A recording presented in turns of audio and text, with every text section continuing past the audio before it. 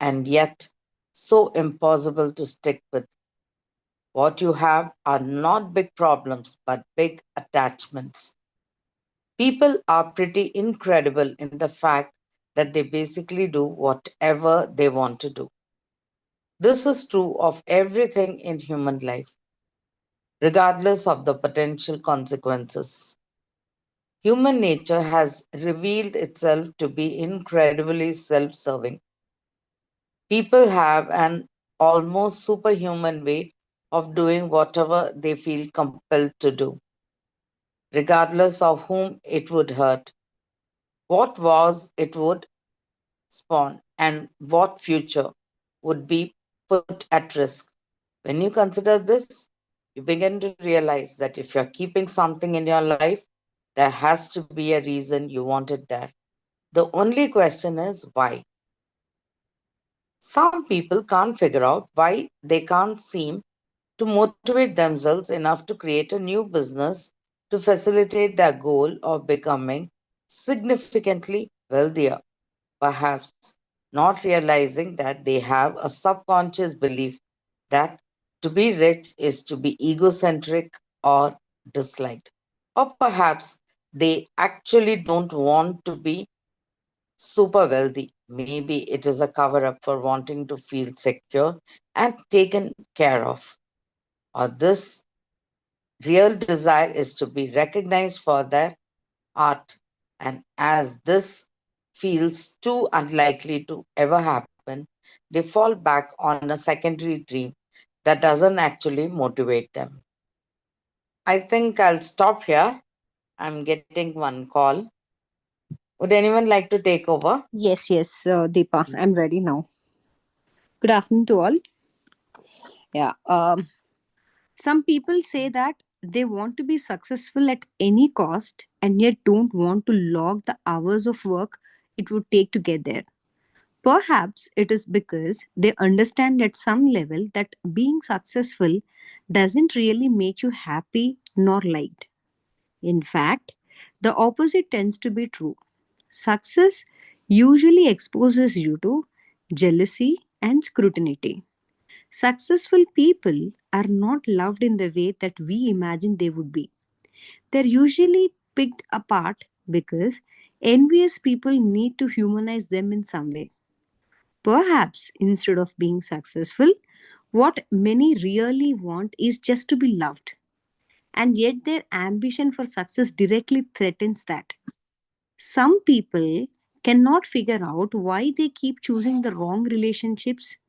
People whose patterns of rejection, abuse, or refusal to commit seem to be consistent. Perhaps they don't realize that they are actually recreating the relationship dynamics they experienced when they were young because they associate love with loss or abandonment. Perhaps, perhaps they want to recreate family relationships in which they felt helpless. Just a moment.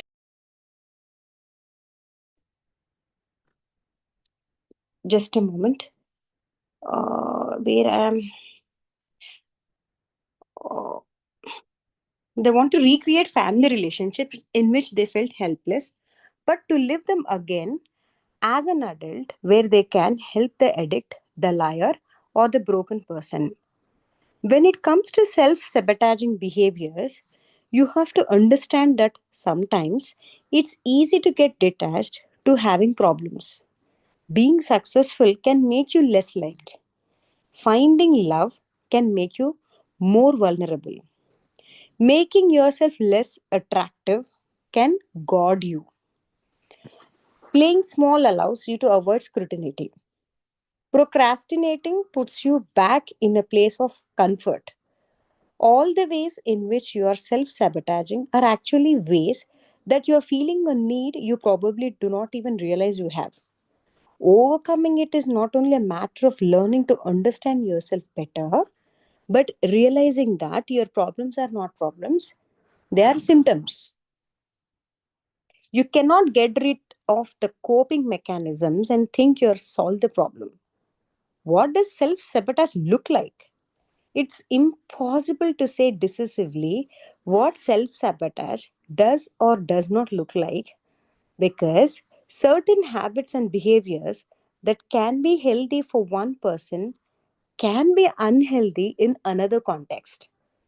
With that said, there are definitely some specific behaviors and patterns that are typically indicative of self sabotage, and they usually relate to being aware that there is a problem in your life, yet feeling the need to perpetuate it regardless. Here are some of the main signs that you are probably in a cycle of self sabotage. Resistance. Resistance is what happens when we have a new project that we need to work on and simply cannot bring ourselves to do it. It's when we get into a great new relationship and then keep bailing on plans. It's when we get an amazing idea for our business and then feel tension and anger when it comes time to sit down and actually get to work. We often feel resistance in the face of what's going right in our lives, not what's going wrong. When we have a problem to solve, resistance is usually nowhere to be found.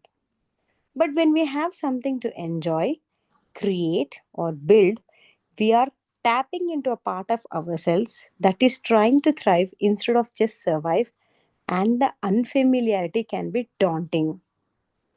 How to resolve this? Yeah, is anyone ready to take it? I will Can take I? some here. Okay.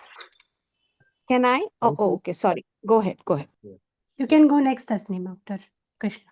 how to Sure, resolve sure, this? sure.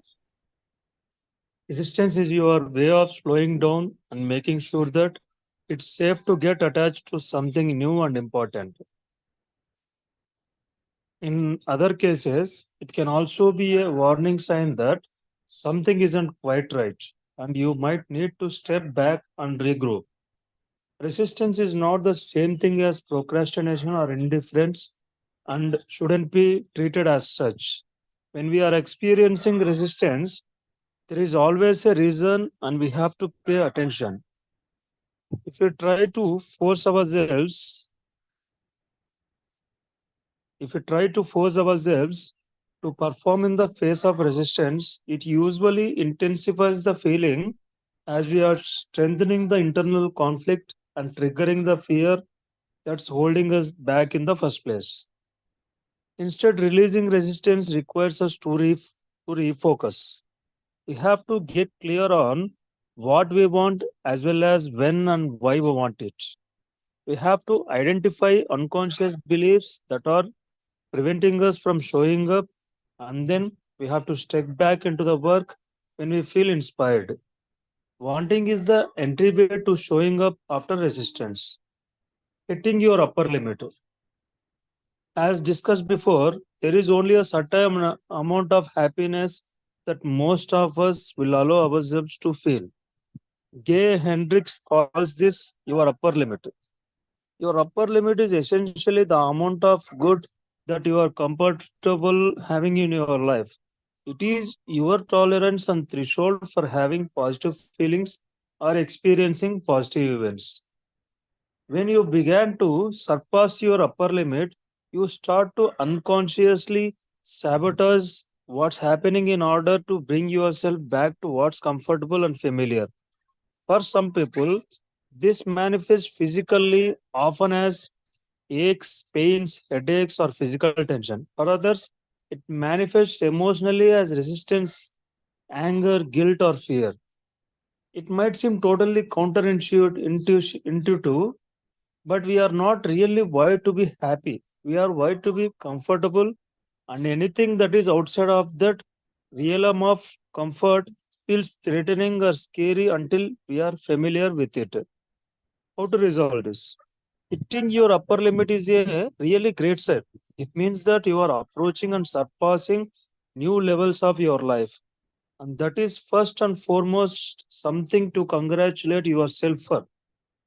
The way you resolve an the way you resolve an upper limit problem is by slowly acclimating yourself to your new normal.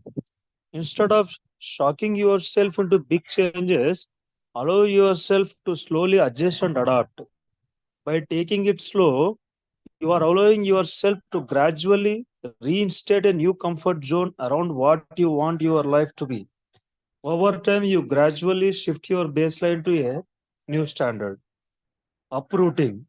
Uprooting happens when someone finds themselves jumping from relationship to relationship or changing their business website again and again when they really need to focus on confronting relationship issues when they arise or taking care of clients they already have. In uprooting, you are not allowing yourself to blossom. You are only comfortable with the process of sprouting. It might be constantly needing a fresh start, which is often the result of not having healthy ways to deal with stress or struggling with conflict resolution. Uprooting can be a way of diverting attention from the actual Uprooting can be a way of diverting attention from the actual problems in your life, as your attention must go toward re establishing oneself at a new job or in a new town. Ultimately, uprooting means you are always just beginning your new chapter but never really finishing it. Despite your efforts to keep moving on, you end up more stuck than ever before. How to resolve this? First, recognize the pattern. One of the primary symptoms of uprooting is not realizing that one is doing it. Therefore, the most important step is to become aware of what's happening. Trace back your steps over the past few years. How many places have you moved or worked? Then figure out what is driving you away from each new thing you find. Now, next, you need to get clear on what you really want. Sometimes uprooting occurs because we step too quickly toward what we think we want, only to find that we didn't think it through and don't really want that thing very much. Clarity is key because you are thinking long term now. What would it look like to choose one place to live, then build connections there? What would it like to work at the same place and move up in your position and are building your business? Remember that healing from an uprooting pattern is not about settling for something you don't want, nor it about staying in an unsafe or unhealthy situation because you don't want to move again. It's about getting clear and determined on what's the right path for you and then making a plan for how you can thrive, not just survive. When the moment comes that you typically flee, confront the discomfort and stay where you are. Figure out why you are uncomfortable getting attached to one thing or another and determine what a healthy attachment would look like for you. Thank you. From here, can somebody take?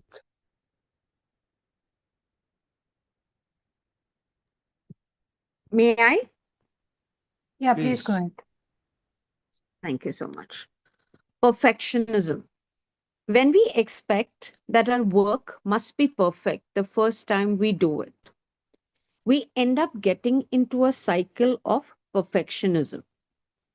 Perfectionism isn't actually wanting everything to be right. It is not a good thing.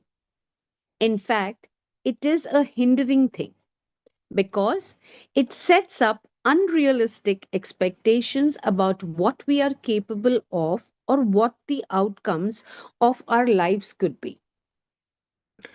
Perfectionism holds us back from showing up and trying or really doing the important work of our lives.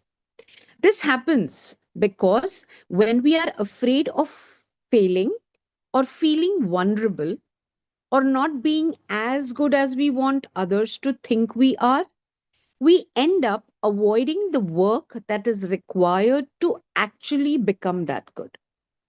We sabotage ourselves because it is the willingness to show up and simply do it again and again and again that ultimately brings us to a place of mastery.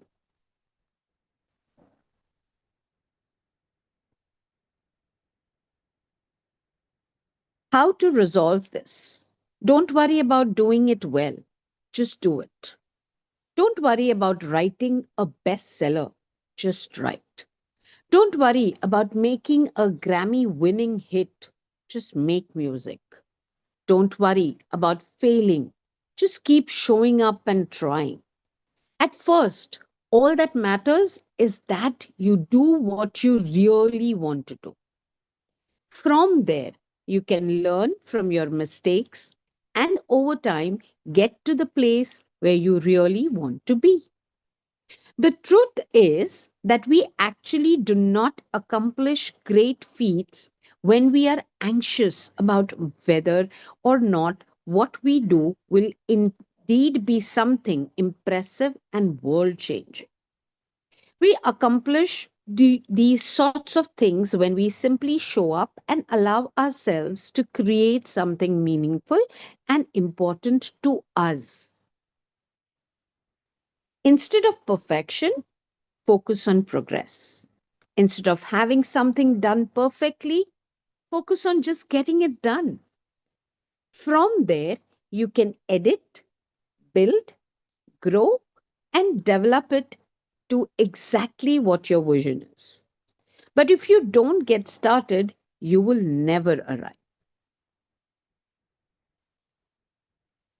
Limited emotional processing skills. In life, there are going to be people, situations, and circumstances that are upsetting, infuriating, saddening, and even enraging. There will there will likewise be people, situations, and circumstances that are inspiring, hopeful, helpful, and truly offer purpose and meaning in your life. When you are only able to process half of your emotions, you stunt yourself. You start going out of your way to avoid any possible situation that could bring up something frustrating or uncomfortable because you have no tools to be able to handle that feeling. This means that you start avoiding the very risk and actions that would ultimately change your life for better. In addition, an inability to process your emotions means you get stuck with them. You sit and dwell on your anger and sadness because you don't know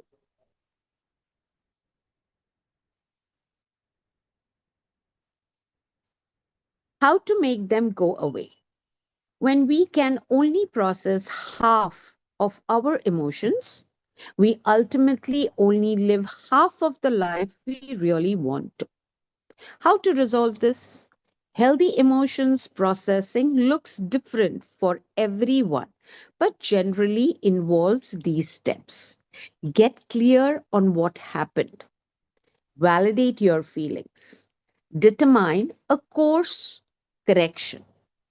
First, you need to understand why you are upset or the reason why something is bothering you so much. Without clarity on this, you will continue to waste your time mulling over the details without really understanding what's hurting you so much.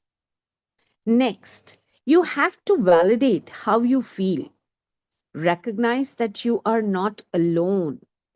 Anyone in your situation would probably feel similarly and does, and that what you feel is absolutely okay. In doing this, you can allow yourself a physical release such as crying, shaking, journaling about what you feel, or talking it to a trusted friend. Once you are clear on what's wrong and have allowed yourself to fully express the extent of your emotions, you can determine how you will change your behavior or thought process so that you get an outcome that you really want in the future. Justification. Your life is ultimately measured by your outcomes, not your intentions. It is not about what you wanted to do or would you have done but did not have the time. It's not about why you thought you couldn't. It's just whether or not you eventually did. When you are in a pattern of self-sabotaging behavior, you are often treating those excuses the same way you would treat measurable outcomes. You're using them to make yourself feel momentarily satisfied, using them as a replacement for the accomplishment itself. When we have a goal, dream, or a plan, there is no measure of intent. It is only whether you did it or did not. Any other reason you offer for not showing up and doing the work is simply you stating that you prioritize that reason over your ultimate ambition, which means that it will always take precedence in your life.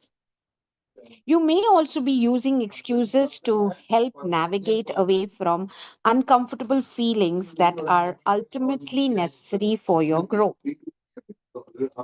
How you resolve this? Start measuring your outcomes and focusing on at least doing one productive thing each day. It's no longer about how many days you really wanted to go to the gym. It's about how many days you did. It's no longer about wanting to show up for your friends. It's whether or not you did. It's no longer about the great ideas you had about how to change your business. It's about whether or not you did. Stop accepting your own excuses. Stop being complacent with your own justifications. Start quantifying your days by how many healthy, positive things you accomplished. And you will see how quickly you begin to make progress. Disorganization. By leaving our lives and spaces in disarray, we are not just mindlessly forgetting to take care of our surroundings, we are often actually creating distractions and chaos that serve an unconscious purpose. A clean, organized space, both for work and for living, is essential to thriving.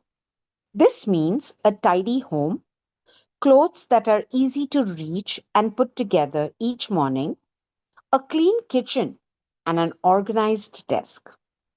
Paperwork should be filed in one space. Your bedroom should be calming, and everything should have a home that it can return to at the end of the day.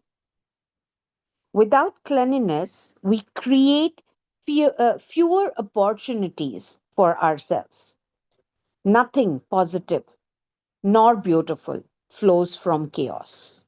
Deep down, we know this.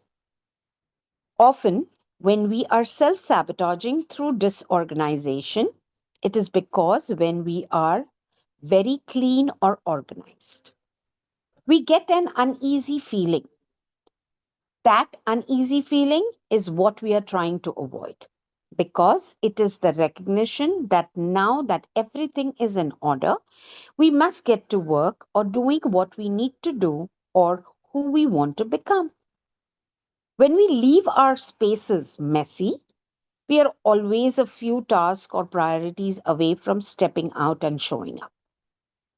How to resolve this? Like anything, you need to start slow and adjust yourself over time. To declutter and reorganize, start with one room. And if that is too much, try one corner, drawer, or closet. Work on that and only that, and then implement a routine that maintains the organization.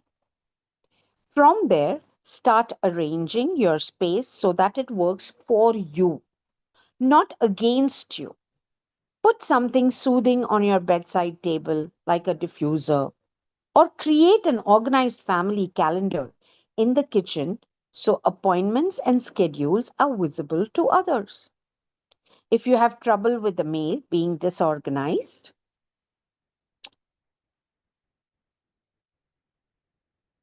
create a spot for it to go when it comes in each day. If you have trouble with laundry being disorganized, create a system for it, and decide on a day or two that you do the wash and do it in bulk.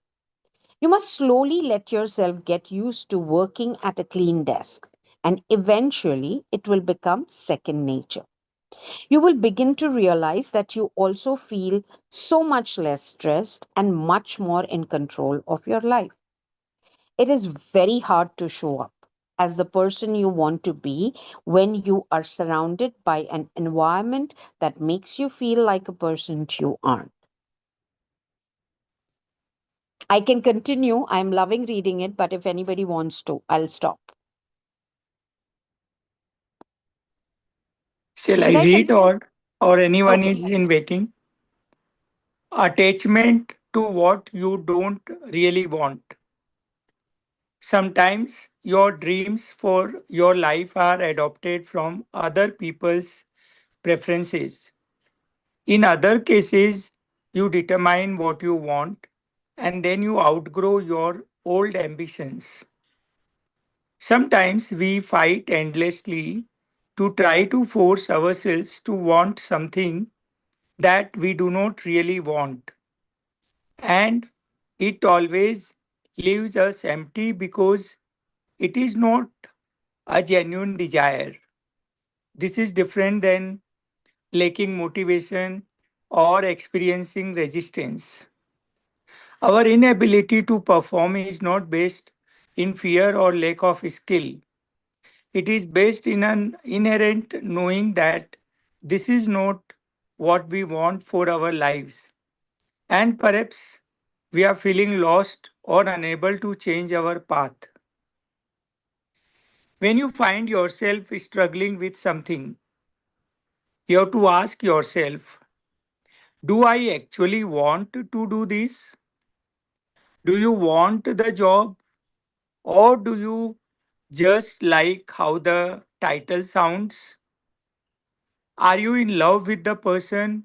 Or do you like the idea of the relationship? Are you still holding an outdated idea of what your greatest success will be? And if so, what it look like to let that go? At the end of the day, self sabotage sometimes functions to show us that we can be more that we are not quite on the right path yet, and that we need to reevaluate to determine what would feel best for our lives, even if that means we disappoint some people or even our younger selves. We do not have to live the rest of our lives trying to achieve some measure of success we thought was ideal when we were too young to understand who we even were. Our only responsibility is to make decisions for the person we have become. How to resolve this? Be willing to accept that maybe your success story does not look the way that you once thought it might. Maybe the kind of success you are really hungry for is to feel at peace each day, or making your life about travel instead of work. Maybe it is about having thriving friendships or a happy relationship. Maybe the business you got into 10 years ago is not the business you want to be in forever. Maybe the work you thought you had loved is not coming as naturally to you as you would have hoped. When we let go of what is not right for us, we create a space to discover what is. However, doing so requires the tremendous courage to put our pride aside and see things for what they really are. Whether someone would like to read or I continue? Should I continue? Yeah. Thank you. Judging others. We all know that gossiping or judging other people lives, and choices is not a healthy or positive way to connect with other people. However, it does far more damage than we realize, as it sets up barriers to our own success. If we feel bad about not being as successful as another person, we might try to find something negative about them to make ourselves feel better. If we do that every time we come across a person who is more successful than we are, we begin to associate that level of success with being disliked. When it comes time for us to take action to move our lives forward, we are going to resist doing it because becoming more successful will create a breach in our self concept. In other cases, you might have heard people you grew up around villainicizing others who had money. They might have said things like, rich people are the worst. Maybe they charge all wealthy people up to being morally corrupt. This sweeping characterization sealed itself in your subconscious, and now you find yourself sabotaging your own attempts to become financially healthy because you associate it you associate it with guilt and being disliked. When we set up judgments for others, they become rules that we have to play by too. By judging others for what we don't have or because we envy them, we sabotage our own lives for more than we ever really hurt anybody else. How to resolve this? Many people say that you have to love yourself first before you can love others. But really, if you learn to love others, you will learn to love yourself. Practice non judgment through non assumption. Instead of reaching a conclusion about a person based on the limited information you have about them, consider that you are not seeing the whole picture and don't know the whole story. When you are more compassionate about other people's lives, you become more compassionate about your own. When you see someone who has something you want, congratulate them, even if it feels hard at first. It will extend back and open you up to receive it as well. Pride. Pride is often involved in many of our worst decisions. Sometimes we know a relationship is wrong, but the shame of leaving seems worse than staying. Sometimes we start a business and realize we don't really like it very much or refuse to accept that we need to change or ask for help. In these cases, our pride is getting in the way. We are making decisions based on how we imagine people view our lives, not how they actually are. This is not only inaccurate, but it is also very unhealthy. How to resolve this? To overcome our attachment to pride, we have to start to see ourselves more wholly and honestly.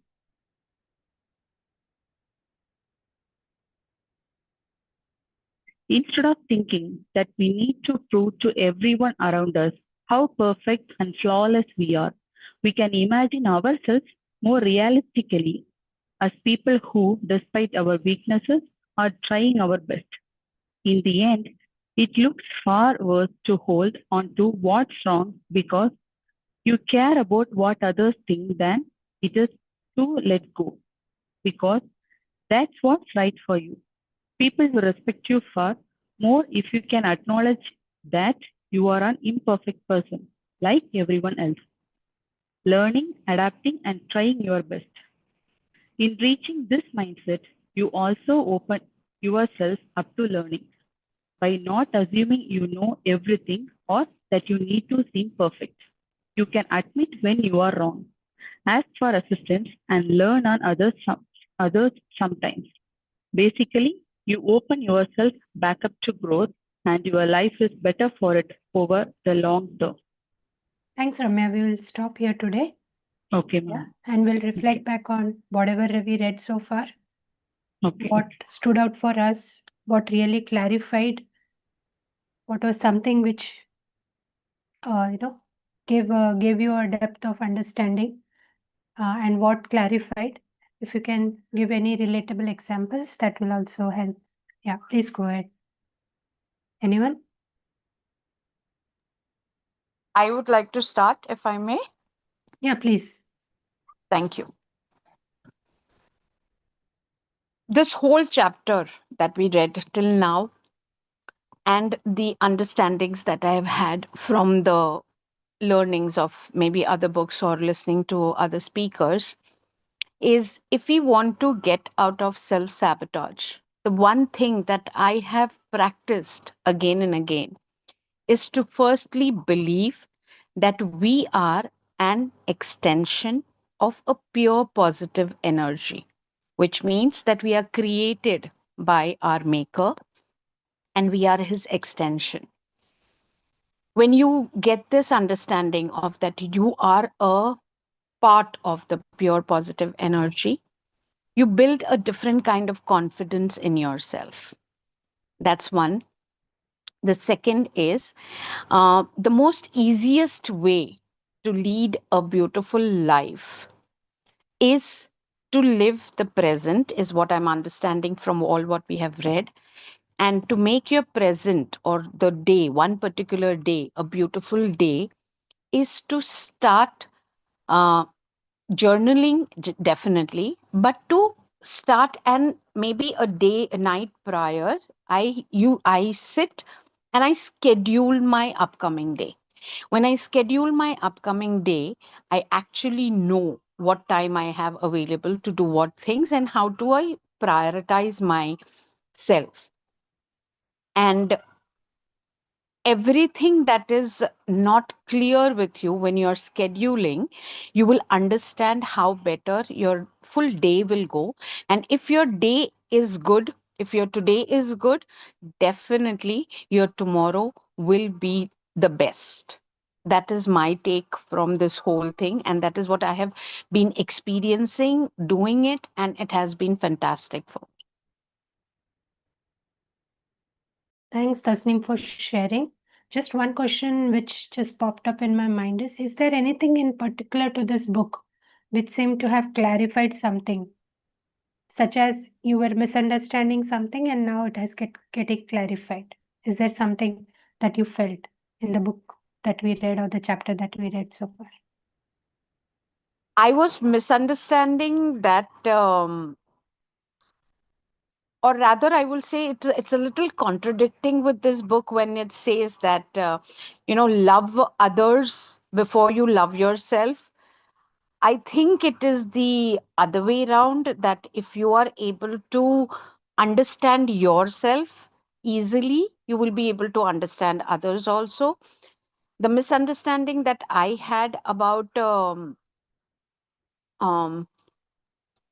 sabotaging myself every now and then, that has clarified with this book by kind of it is awakening up for me that whenever I lose a track of making my schedule, I lose a track of myself.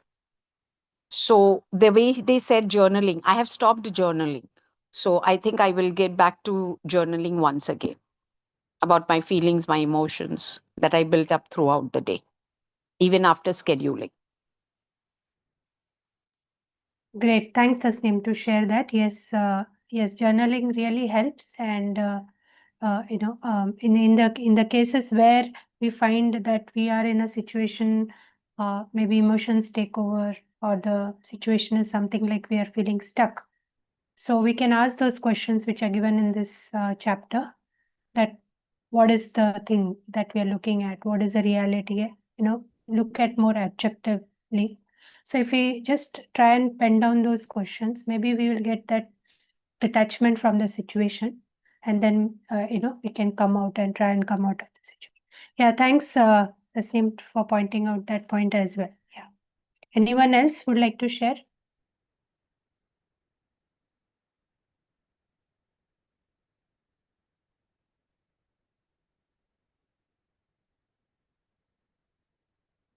Yeah, Manasevi Milin here again. Yes, ahead. this particular book actually changed my understanding around this word self sabotage.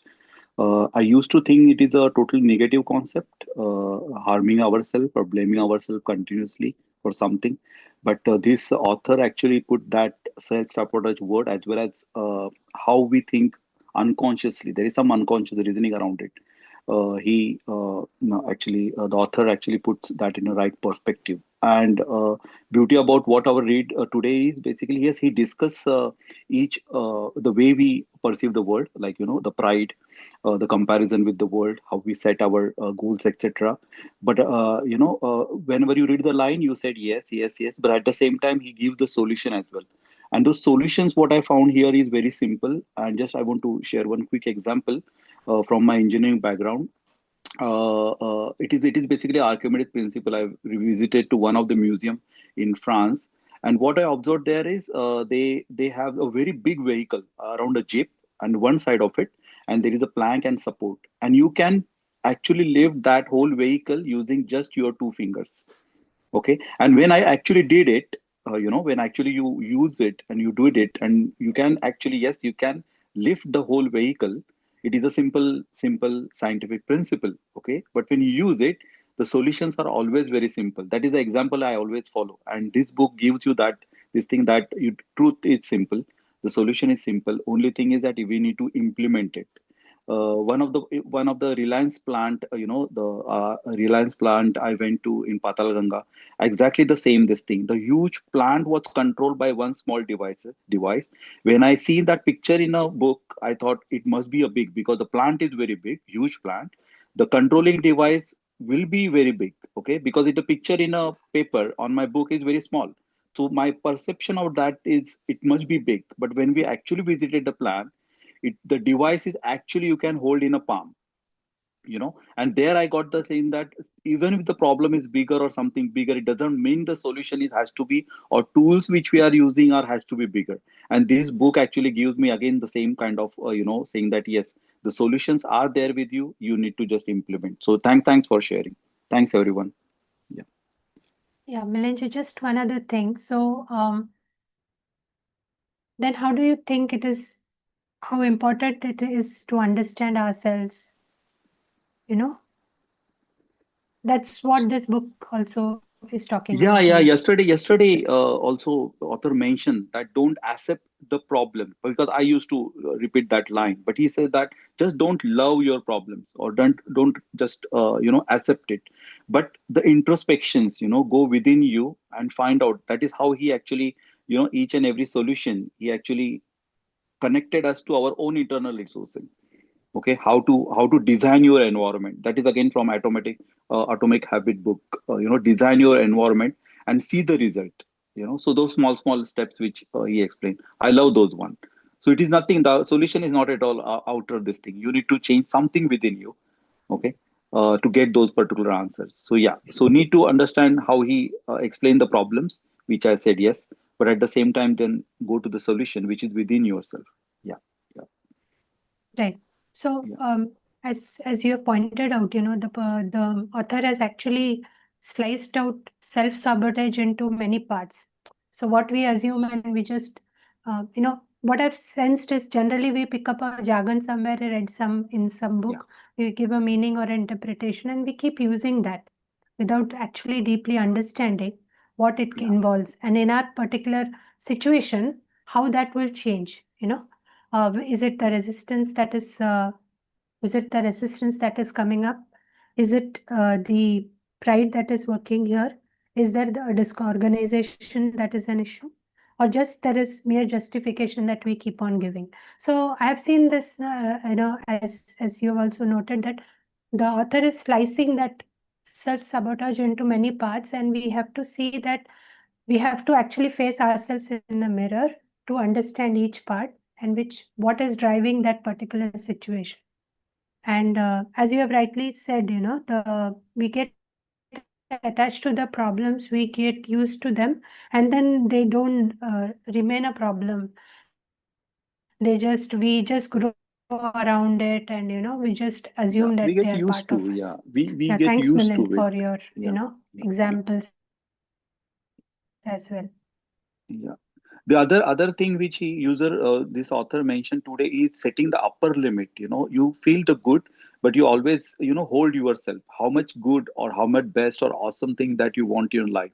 You always resist that. So today he addressed that as well. Definitely I will give second read to it.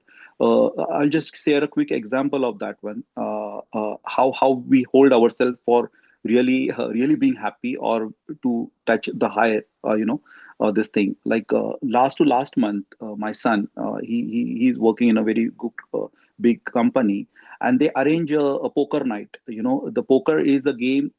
Actually, it is a gambling, but it takes a high analytical skills. Okay, and in their company, the company arranges this competition, and actually that night there were 30 players, and he won that. He become one. And he won 1 lakh rupees there. Okay, so he came home. He was very happy because he won the game. Okay, now as a father, now there are two things. Okay, 1 lakh is a big amount. So there is a natural feeling inside me of happiness because something abundance comes to you. You feel happy. Okay, that is what this book explained today. I like that one. Okay, but you need to set this thing because anyway, it is a gambling. And gambling is not good. That is what our sanskara, that is what we learn from childhood. Okay, now what should I tell to my son, whether he should continue or he should stop? So these are the situation where this author really explained really well. You are in the situation where you have to set up both this thing. Your problems, this thing as well as your solution, how great or how good you want to become. So all those limits you need to set to yourself. Yeah. So beautiful read. Definitely, I will read again. Thank you. Thank you. Thanks, Lynn. Anyone else like to add what stood out for them?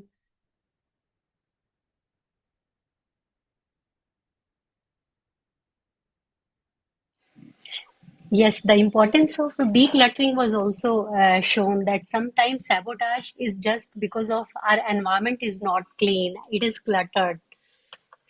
So this was one of the point that was shown here.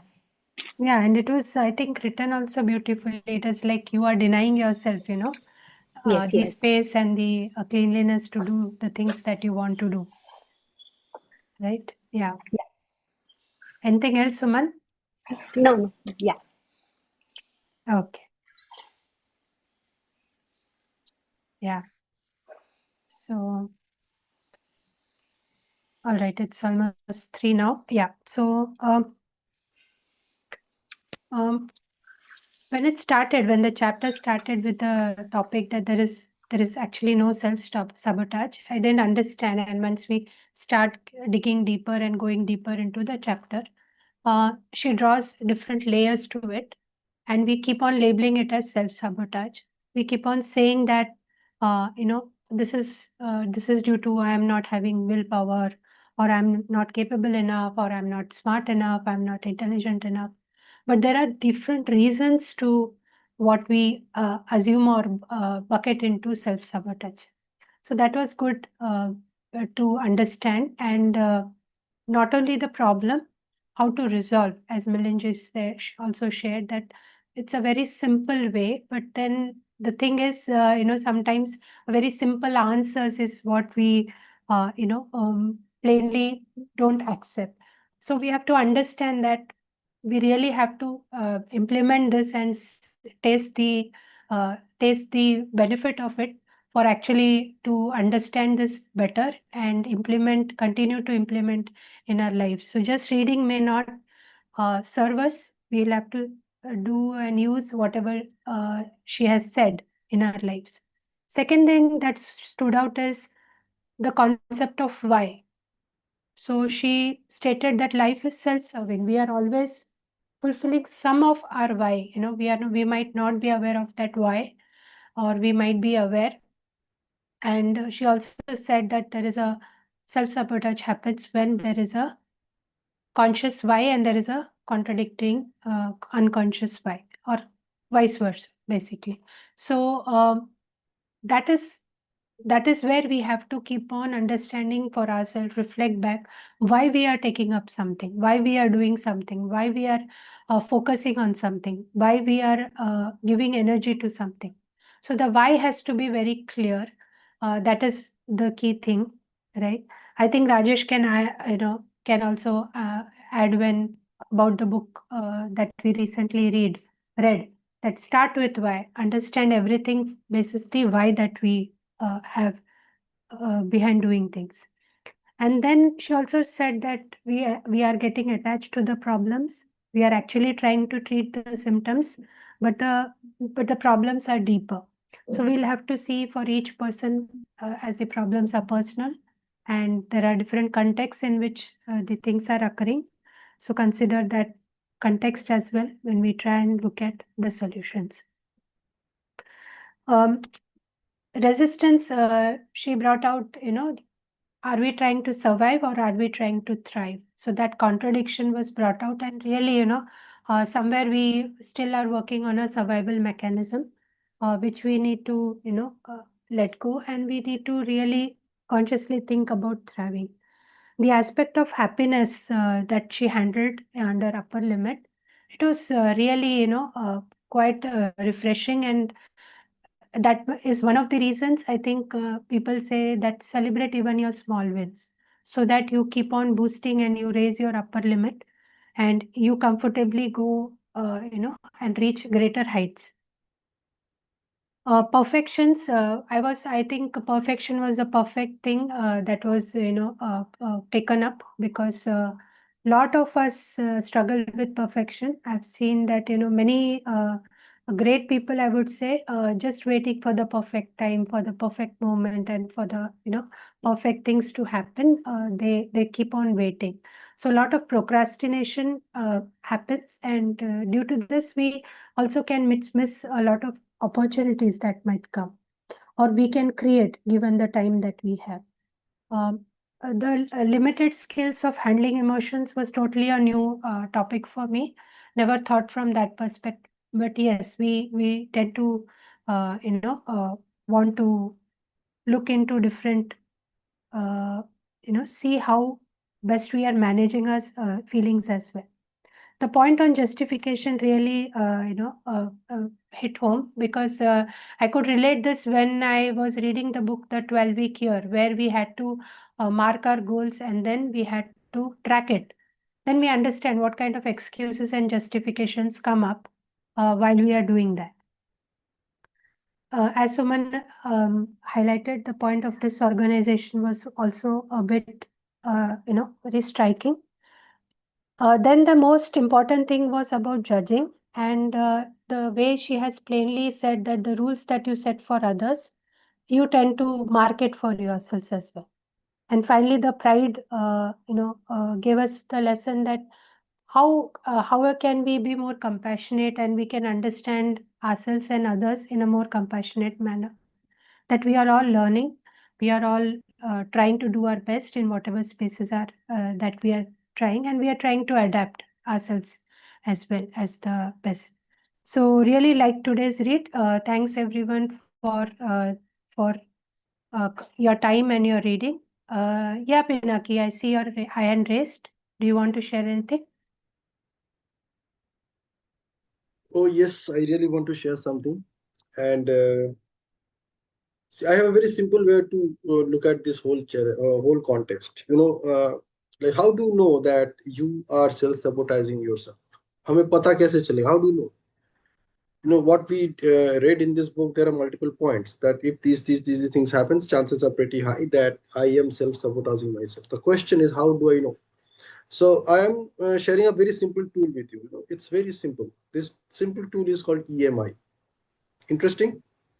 How many of you know me and don't know me? So many of you already know me. People who don't know me, uh, my name is Pinaki and I'm a life coach. And so I'm giving you a very simple way of looking at it. Just practice it today and you can observe the difference. This EMI is all about encouragement, motivation, and inspiration. Just ask yourself at any given point of time, are you feeling encouraged, motivated, and inspired? Or while you're taking any critical decision, whatever you're going through, if you're actually thinking this is not what I want, ask yourself, are you at that point of time experiencing these emotions? These are all emotions actually, that experiencing encouragement, motivation, and inspiration? If the answer is no, you are absolutely clear that at that particular point you are already self-sabotaging yourself. You are actually doing it, because when you are not in a position to encourage, motivate, and inspire yourself, you are actually doing the other things. And the best way to come out of it is do something such that you can encourage, motivate, and inspire yourself at that point of time. The mountain is you. The title of the book is The Mountain is You. So read this book as if the mountain is me. It's not the mountain is you, the mountain is me. And if you want to see that mountain, just stand in front of the mirror, and then you can point to the person on the other side of the mirror and tell that person that you are the mountain. That's it.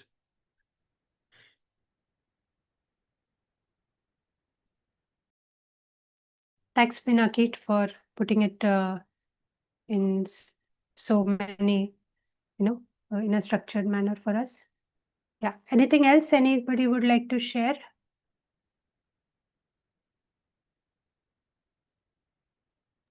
I want to share something. Yeah, please, Ramya, go ahead. Yeah, I feel that the real change starts when we stop blaming ourselves and start learning from our failures. That is the learning I get from the chapter 2 today. Great.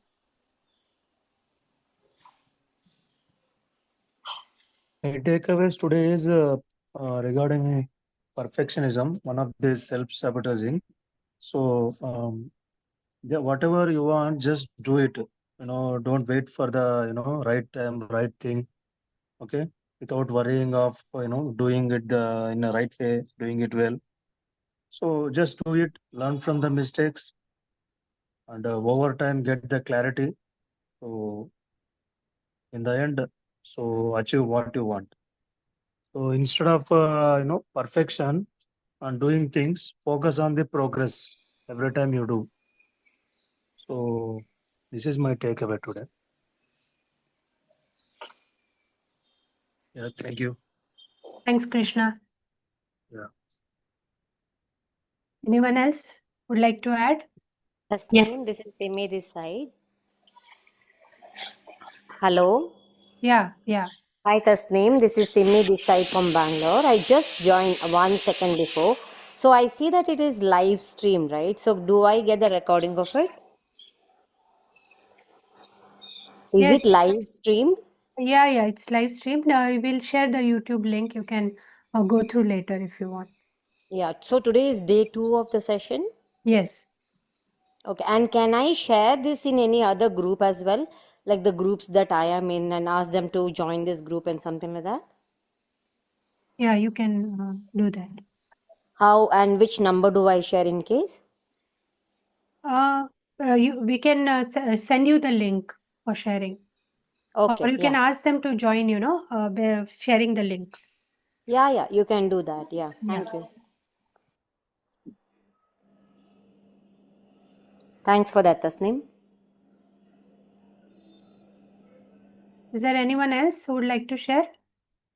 By the way, it's not me who's handling it. It is Mani Selvi who is leading this group, and she's doing a fantabulous job. Thank you so much.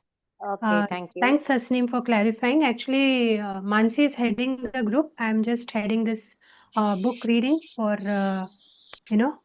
this specific book. But yeah, we will arrange to get this message through to you, Simi. Yeah? Yeah, thank you. I just joined the session. That's it. Yeah, we'll share the WhatsApp group link so that you can ask your friends to join. We have 2 running sessions currently, one in the morning and one in the afternoon, which Manaselvi admins that. So please do join and ask your friend to join. And Krishna, thanks for that particular point of perfection. I will share a video today around that one, which is really helpful to understand how perfection is not a greatest standard for ourselves. Okay, thanks for sharing, everyone. Thank you. So for a few days, the session was not there, and then it again restarted. That's how, is it correct? Yeah. Okay. Someone leads, Can I and then lead? in future, sometimes someone leads, then in future you may lead these sessions. Yeah. We'll continue, but Yeah, wherever yeah. possible, Thank we'll you. continue. Yeah. Thank you. Thank you. Yeah. Bye bye. Okay, anyone else? Or can we call it a day? Yes, please. Yeah. The point that stood out for me was uprooting, one of the coping mechanism, that is beginning new chapter again and again, but never finishing. And the solution was also nice, that was told that clarity is the key. First, we have to plan, and then we have to thrive in that. It should be very clear. Yeah, that's Right. it. Right. Awesome. Thanks. I think all the points, if we can reread, I think that will really help, because many new things we could understand better. So thanks everyone for the time today, and we can connect back tomorrow at 2.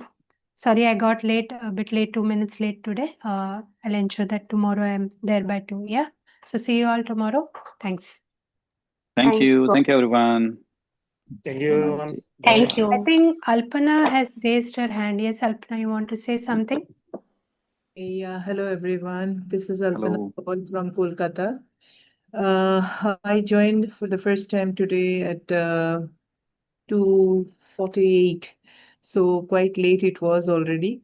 Actually, Dr. Rajkumar Adukia, sir, he asked me to join here, and he referred me actually, and he sent me the link also. Would like to know what is the I mean, can I have the group link so that I can join the group? So whatever activities are there, I can, if I have time, then I can join there. Okay, I think you can message, or you can message your number To on you? this. Yeah, you can put it in the chat, and then I'll pick it up and I'll message you. Yeah.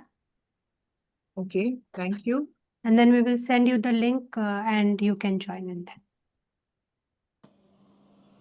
Alpana, your cartoon image is very good. I have never seen this. I think others can drop if Alpana, you don't have anything else to share. As it is for the first time, I'm joining, so would like to be a listener. It's better to be a listener for on the first day. Next Okay. time onwards, we all can share, because I don't know what you have read. I mean, I saw the book now. I should have a little bit of idea what is it about. So once I finish reading, I mean, skim reading at least, then I can share something about it. Thank you. Right. So we have these sessions every day between 2 to 3, these book reading, and we have taken up this book, The Mountain Is You, and we will be continuing reading tomorrow from page number 35.